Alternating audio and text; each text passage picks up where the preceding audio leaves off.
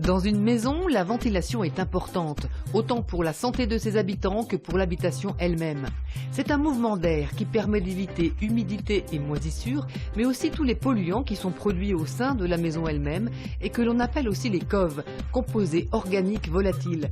Ils sont souvent à l'origine d'asthme et d'allergies, l'air étant souvent plus pollué à l'intérieur qu'à l'extérieur.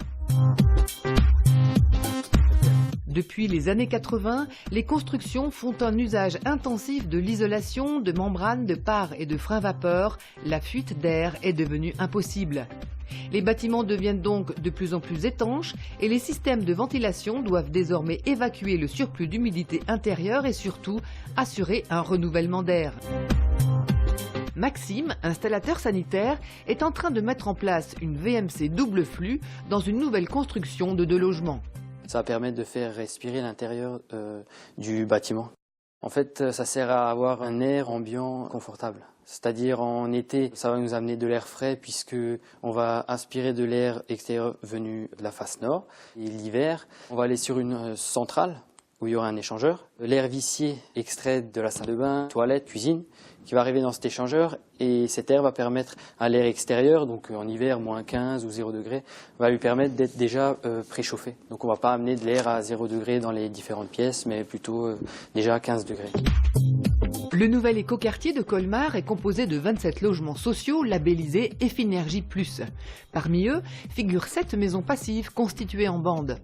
Une maison passive, souvent appelée aussi maison sans chauffage, repose sur un concept de construction très basse consommation.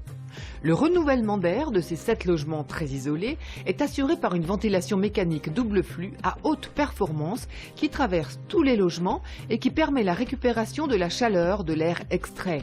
Une performance qui permet une économie d'énergie de 20 à 30%. La qualité de l'air dans les bâtiments, comme l'étanchéité à l'air dans les bâtiments, il y a 4-5 ans, on n'en avait jamais entendu parler en France.